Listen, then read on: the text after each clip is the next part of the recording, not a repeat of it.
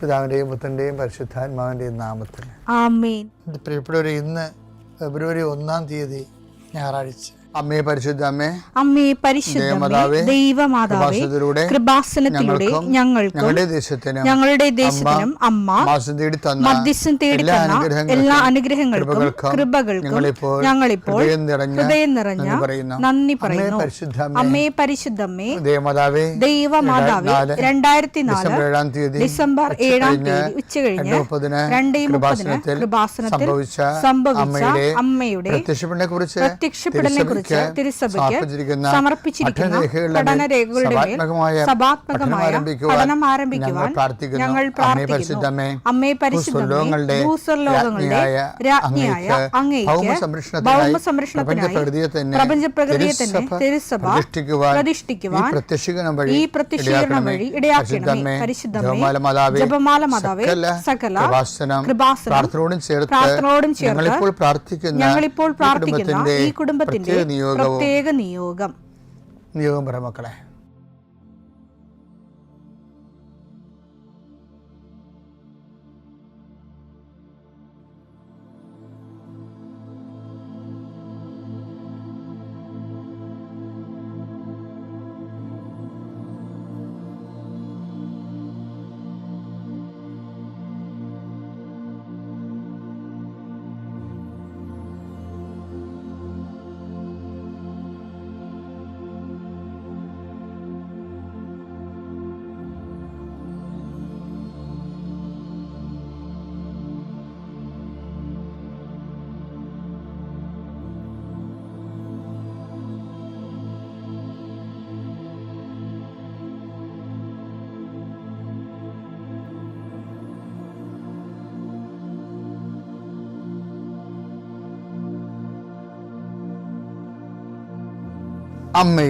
അമ്മയുടെ പ്രത്യക്ഷീകരണത്തിന്റെ ഈ അനുഗ്രഹവേളയിൽ ഞങ്ങൾക്ക് സാധിച്ചു തരുവാൻ കനിയണമേ.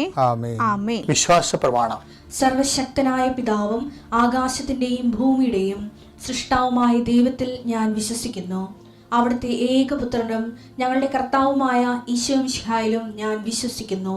ഈ പുത്രൻ പരിശുദ്ധാത്മാവിനാൽ ഗർഭസ്ഥനായി കന്യകാമറിയത്തിൽ നിന്ന് പിറന്ന് പൊന്തിയോസ് പീലാത്തോസിന്റെ കാലത്ത് പീഡകൾ സഹിച്ച് കുരിശിൽ തറയ്ക്കപ്പെട്ട് മരിച്ച് അടക്കപ്പെട്ട് പാതാളങ്ങളിൽ ഇറങ്ങി മരിച്ചവരുടെ ഇടയിൽ നിന്ന് 3-ാം നാൾ ഉയർത്ത് സ്വർഗത്തിലേക്ക് എഴുന്നള്ളി സർവശക്തിയുള്ള പിതാവായ ദൈവത്തിന്റെ വലതുഭാഗത്തിരിക്കുന്നു. അവിടെ നിന്ന് ജീവിക്കുന്നവരെയും മരിച്ചവരെയും വിധിക്കുവാൻ വരുമെന്നും ഞാൻ വിശ്വസിക്കുന്നു. പരിശുദ്ധാത്മാവിലും ഞാൻ വിശ്വസിക്കുന്നു. വിശുദ്ധ കത്തോലിക്കാ സഭയിലും പുണ്യവാന്മാരുടെ ഐക്യത്തിലും പാപങ്ങളുടെ മോചനത്തിലും ശരീരത്തിന്റെ ഉയർപ്പിലും നിത്യമായ ജീവിതത്തിലും ഞാൻ വിശ്വസിക്കുന്നു. ആമേൻ. സ്വർഗ്ഗസ്ഥനായ ഞങ്ങളുടെ പിതാവേ, അങ്ങയുടെ നാമം പൂജിതമാകണമേ. അങ്ങയുടെ രാജ്യം വരണമേ. അങ്ങയുടെ തിരുമനസ് സ്വർഗത്തിലെ പോലെ ഭൂമിയിലും ആകണമേ. അന്നു വേണ്ടുന്ന ആഹാരം ഇന്ന് ഞങ്ങൾക്ക് തരണമേ. ഞങ്ങളോട് തെറ്റ് ചെയ്യുന്നവരോട് ഞങ്ങൾ ക്ഷമിക്കുന്നത് പോലെ ഞങ്ങളുടെ തെറ്റുകൾ ഞങ്ങളോടും ക്ഷമിക്കണമേ. ഞങ്ങളെ പ്രലോഭനത്തിൽ ഉൾപ്പെടുത്തരുതേ, തിന്മയിൽ ഞങ്ങൾ രക്ഷിക്കണമേ. ആമേൻ. നന്മ നിറഞ്ഞ മറിയമേ, സ്വസ്തി. കർത്താവ് അങ്ങയുടെ കൂടെ സ്ത്രീകളിൽ അങ്ങ് അനുഗ്രഹിക്കപ്പെട്ടവളാകുന്നു. അങ്ങയുടെ ഉദരത്തിൻ ഫലമായി ഈശോ അനുഗ്രഹിക്കപ്പെട്ടവനാകുന്നു. പരിശുദ്ധ മറിയമേ, തമ്പുരാന്റെ അമ്മേ, പാപികളായ ഞങ്ങൾക്ക് വേണ്ടി ഇപ്പോഴും ഞങ്ങളുടെ മരണസമയത്തും തമ്പുരാനോട് അപേക്ഷിക്കണമേ. ആമേൻ. കർത്താവേ, നിന്റെ ഉന്നതമായ നാമത്തിന് സ്തോത്രം ചെയ്യുന്നു. കർത്താവേ, നിന്റെ വിശുദ്ധ പൗരോഹിത്യത്തെ മഹത്വപ്പെടുത്തണമേ. കർത്താവേ, സഭയിലുള്ള സാന്നിധ്യം പ്രകടമാക്കണമേ. 40 വർഷം അർപ്പിച്ച കുർബാനയുടെ യോഗ്യതയാൽ കൃപാസ്ഥാനത്താരെ ജീവനോടെ പ്രത്യക്ഷപ്പെട്ട പരിശുദ്ധ അമ്മയുടെ പ്രത്യക്ഷീകരണ സ്ഥിരീകരണത്തിനായി ഇന്ന് കൃപാസ്ഥാനത്താരെ നടക്കുന്ന 10,000-കണക്കിന് മനുഷ്യരുടെ പ്രാർത്ഥനയോട് കൂടെ ദൈവവേദലെ ഞാൻ നിന്നെ ഈശോനാമത്തിൽ ആശീർവദിക്കുന്നു. ഇന്ന് അങ്ങയുടെ മക്കളെ പ്രാർത്ഥന കൂടുന്ന എല്ലാ മക്കൾക്ക് വേണ്ടി പ്രാർത്ഥിക്കുകയാണ്. കർത്താവെ, മനസ്സ് വേദനിക്കുന്ന എല്ലാ വിഷയങ്ങളും, അവരുടെ മനസ്സ് വേദനിപ്പിക്കുന്ന എല്ലാ വ്യക്തികളും ഇപ്പോഴും ഈശോയുടെ നാമം നിർവീര്യമാകട്ടെ.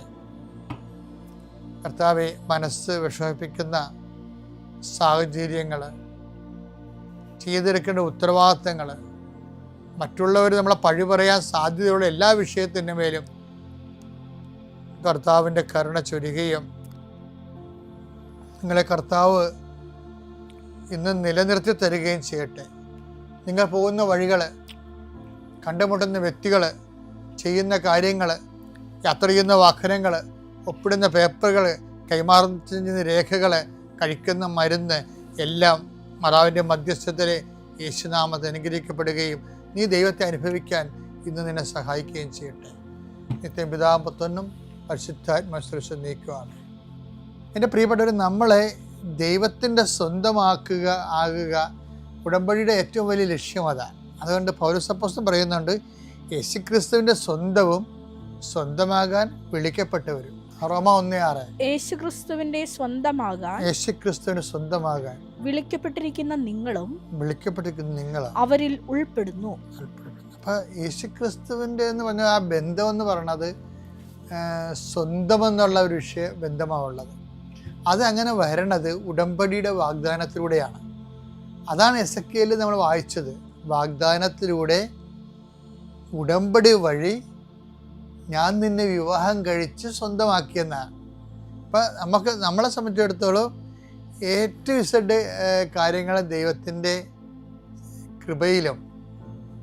പിന്നെ നമ്മളെപ്പോഴും ഉടമ്പടി ശ്രദ്ധിക്കേണ്ട ഒരു കാര്യമുണ്ട്. ഈ ഉടമ്പടി എടുക്കുമ്പോൾ നമ്മൾ ഓരോ ഉടമ്പടി ദൈവമായിട്ട് എടുക്കും. അത്തരം പല ഉടമ്പടി പല അലപലാദികളായിട്ട് എടുക്കും. അതായത് ദൈവമായിട്ടൊരു ഉടമ്പടി, പിന്നെ അജ്ഞാതമായ കുറേ ഉടമ്പടി കുറേ ആൾക്കാരോട് എടുക്കും. കാര്യം നിങ്ങൾക്കറിയാലോ, ഓരോ ഉടമ്പടിയും നിലനിൽക്കത്തുള്ളൂ. ദൈവത്തിന് നിരക്കാത്ത കുറേ ഉടമ്പടികൾ ഉണ്ടാകും. അതാണ് നമ്മുടെ ഉടമ്പടിയിൽ ആൾക്കാർക്ക് പണി കിട്ടുന്നതിൻ്റെ കാര്യം. അതാണ് പണി കിട്ടണമല്ല, ആൾക്കാർക്ക് വിചാരിക്കേണ്ട രീതി ഫലം ഉണ്ടാകാത്തതിൻ്റെ കാരണം ഇവർ രഹസ്യ ഉടമ്പടി, പരസ്യ ഉടമ്പടി ദൈവമായിട്ടും രഹസ്യ ഉടമ്പടി വേറെ ആൾക്കാരെടുക്കും. അതുകൊണ്ടാണ് ദൈവം പറഞ്ഞത്, നിങ്ങൾ പ്രഭുക്കന്മാരെ ആശ്രയിക്കരുത്. ആശ്രയം ആരിൽ വെച്ചാലും അത് ഉടമ്പടി റിലേഷനായിട്ട് വരും. ഫലത്തിൽ സങ്കീർത്തനം 118:8-9 മനുഷ്യനിൽ ആശ്രയിക്കുന്നതിനേക്കാൾ കർത്താവിൽ അഭയം തേടുന്നത് നല്ലത്. പ്രഭുക്കന്മാരിൽ ആശ്രയിക്കുന്നതിനേക്കാൾ കർത്താവിൽ അഭയം തേടുന്നത് നല്ലത്. അതായത് നമ്മൾ ഉടമ്പടി എടുക്കുമ്പോൾ ദൈവമായിട്ടാണ് നമുക്ക് ഉടമ്പടി, പരസ്യ ഉടമ്പടി വരുന്നത്. പക്ഷെ പല ആൾക്കാരും നിലപാടിൽ വേറെ പലയായിട്ട് രഹസ്യ ഉടമ്പടി വരും. അതുകൊണ്ടാണ് ഈ ഉടമ്പടി ചില ആൾക്കാർ ഭരിക്കാതെ വരണത്. അതായത് പ്രഭുക്കന്മാർ ദൈവത്തിൻ്റെ സ്ഥാനത്ത് വേറെ ആരെ ഈ പ്രഭുക്കന്മാരെ കൊണ്ടുവന്നാലും പൊന്നു കൊണ്ടുവന്നാലും വേറെ എന്ത് കൊണ്ടുവന്നാലും ഈ ഉടമ്പടി ഡാമേജാണ്. എപ്പോഴും നമ്മൾ ശ്രദ്ധിക്കണം. ഉടമ്പടി ദൈവമായിട്ടുള്ള ഒരു സെക്ലൂഡഡ് ആയിട്ടുള്ള വളരെ ഉടമ്പടിക്ക് നിരക്കാത്ത ബന്ധങ്ങളെ അവോയ്ഡ് ചെയ്യുന്ന, ദൈവാനുഭവം കിട്ടിയവന് പിന്നെ വേറെ ഒന്നും ചോദിക്കത്തില്ല. ദൈവത്തെ എടുക്കുക, ദൈവത്തെ മാത്രമേ ചോദിക്കത്തുള്ളൂ. അങ്ങനെ ഒരു ദിവസത്തിന് വേണ്ടി നിങ്ങൾ നോക്കി പാർക്കണം.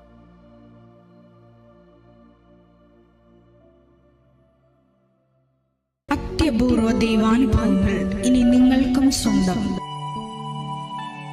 ഈ യൂട്യൂബ് ചാനൽ ഇതുവരെ സബ്സ്ക്രൈബ് ചെയ്തിട്ടില്ലെങ്കിൽ ഇപ്പോൾ തന്നെ സബ്സ്ക്രൈബ് ചെയ്യുക. ഈ വീഡിയോ ഇപ്പോൾ തന്നെ നിങ്ങളുടെ സുഹൃത്തുക്കൾക്ക് ഷെയർ ചെയ്തുകൊണ്ട് കർത്താവിൻ്റെ പ്രേക്ഷിതരാകുക.